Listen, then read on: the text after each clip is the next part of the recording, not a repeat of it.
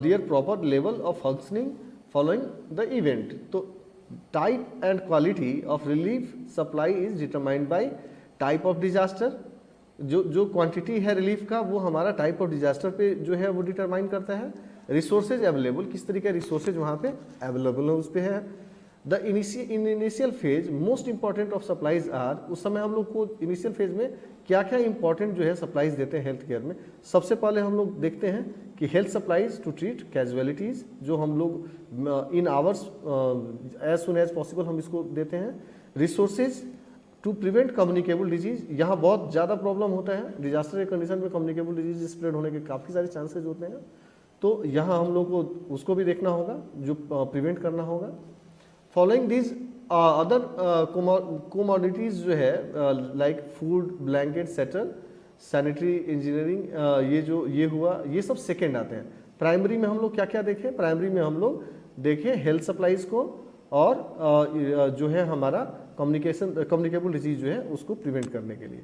Damage assessment to be carried out, figure out and need and resources available, हम लोग वहाँ assessment कर लेते हैं कितना डैमेज हुआ है और कितने का नीड है यहाँ पे हम लोगों को है.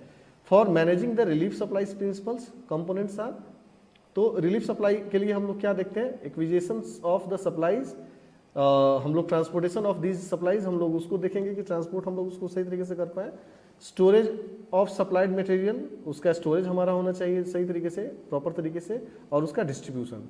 ये सारे जो है हमारे प्रिंसिपल्स हैं, प्रिंसिपल कंपोनेंट्स हैं रिलीफ सप्लाईज के, उसको मैनेज करने के लिए. ये पिक्चर जो है वो रिलीफ कैंप का है.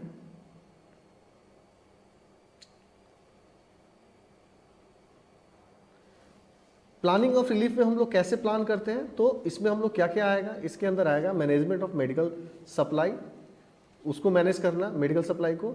Assessment of immediate health needs, disaster के टाइम पे वहाँ पे क्या होगा, वहाँ पे टीम आते हैं और वो असेस करती है वहाँ पे कि यहाँ इमीडिएट हेल्थ नीड क्या क्या है. केयर एंड शेल्टर, यहाँ रिलीफ कैंप्स चाहिए होते हैं प्लानिंग में. और इन्वायरमेंटल मैनेजमेंट होता है, जो यहाँ कंडीशंस आते हैं इसमें क्या होगा, जो वाटर सप्लाई होगा वो हैम्पर्ड हो जाएगा, वो डिसकंटिन्यू होगा. और उसमें क्या होंगे, उसमें चांसेज होते हैं कि सीवेज के साथ उसका जो है, क्योंकि पाइपलाइन दोनों साथ में चलता है तो बहुत ज़्यादा चांसेज होते हैं वहाँ पे पॉल्यूटेड वाटर जो है सप्लाई होने का, वहाँ पे जो है डिजीज़ एपिडेमिक होने का. तो वाटर सप्लाई हमारा प्लानिंग एंड रिलीफ में आना चाहिए. इन्वायरमेंटल मैनेजमेंट में water supply, basic sanitation manage करना, पर्सनल हाइजीन और वेक्टर कंट्रोल, ये सारी चीज़ें हमारी जो है इन्वायरमेंटल मैनेजमेंट की तरफ से आएंगी. ये 4 चीज़ें. फूड सेफ्टी हमको देखना होता है, हम लोग डिस्कस करेंगे इसको. क्लॉथिंग एंड यूटेंसिल्स जो होते हैं वो हम लोगों को प्रोवाइड करना होता है. और डिस्पोजल जो होता है ऑफ डेड, इंपॉर्टेंट फैक्टर है यहाँ पे डिजास्टर कंडीशन में.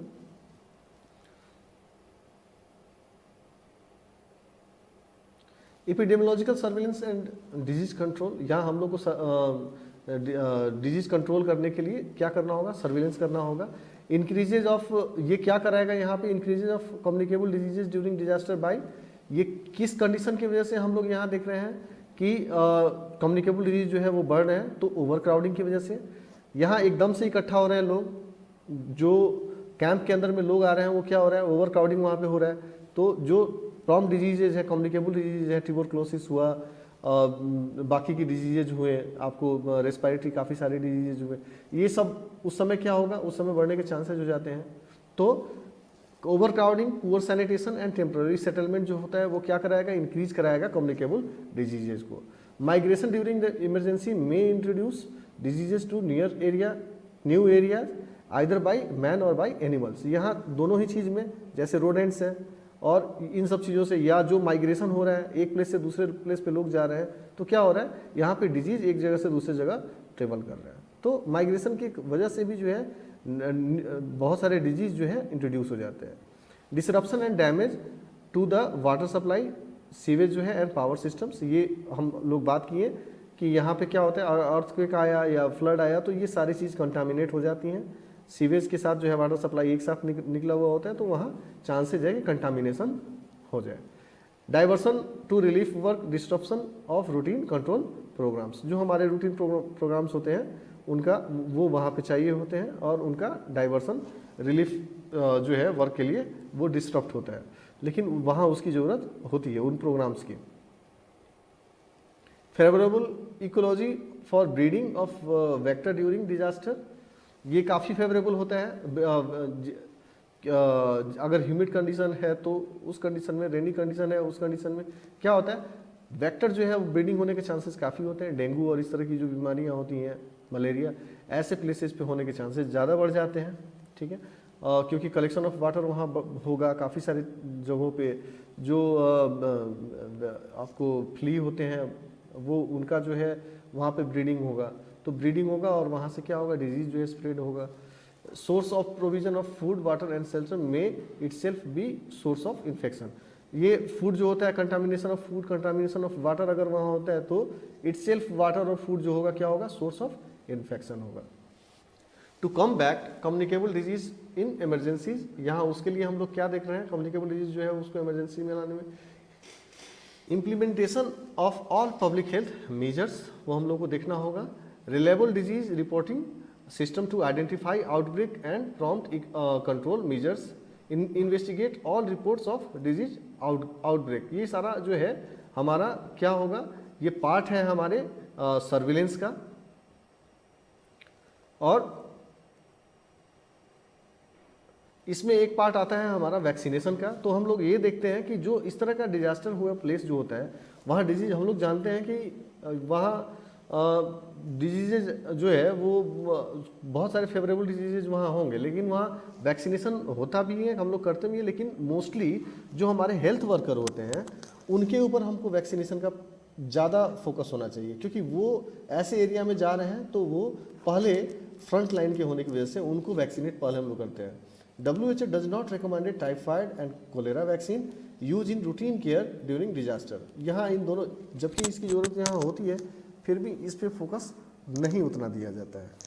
कंप्लायंस जो है पुअर ओनिंग टू मल्टीडोजिंग, वो करना, मैनेज करना बहुत, मल्टीडोज जो है वो उसको मैनेज करना काफ़ी मुश्किल हो जाता है। Large number of workers engage who otherwise could be utilize elsewhere, उनको जो वर्कर होते हैं हमारे इंगेज, उनको हम लोग करते हैं। Supervision of sterilisation and injection technique impossible, यहाँ ये सारी चीज़ें जो वैक्सीनेशन के टाइम पे स्टेलाइजेशन, इंजेक्शन टेक्निक जो है वो सारी चीज़ें जो है उसका सुपरविजन करना ये मुश्किल हो जाता है। काफ़ी जो है वो क्राउडेड प्लेस होता है वो, और वहाँ इन सब चीज़ों को मॉनिटर करना बहुत मुश्किल होता है। मास वैक्सीनेशन में induce a false sense of security.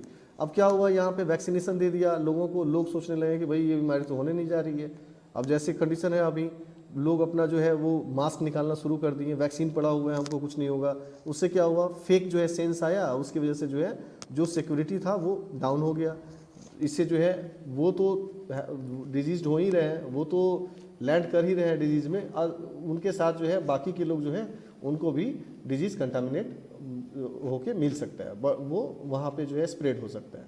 तो यहाँ फॉल्स सेंस देता है वैक्सीनेशन।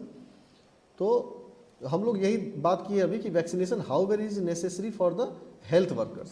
तो ये हेल्थ वर्कर जो फ्रंट लाइन में जा रहे हैं उनके लिए वैक्सीनेशन ज़्यादा इंपॉर्टेंट है उस जगह पे। Disaster causes disruption of ongoing eradication programmes like polio and measles, ये जो प्रोग्राम्स है वो इफेक्टेड हो जाते हैं। जो हमारा ऑन गोइंग जो है इरेडिकेशन प्रोग्राम्स चलता है, पोलियो है हुआ, मीजल्स हुआ, क्यों, क्योंकि वो कंडीशन ऐसा होगा जिसमें ओवर क्राउडिंग होगा, उसके अंदर जो है वो अनकंट्रोल जो है वो पीपल होंगे, तो वहाँ हम लोग इन सब ऑन गोइंग प्रोग्राम्स को नहीं चला सकते हैं। Cold chain facilities to be procured, वो हम लोग को करना पड़ जाएगा वहाँ पे, कोल्ड चेन जो है फैसिलिटीज़ को वहाँ पे, वैक्सीन टेम्परेचर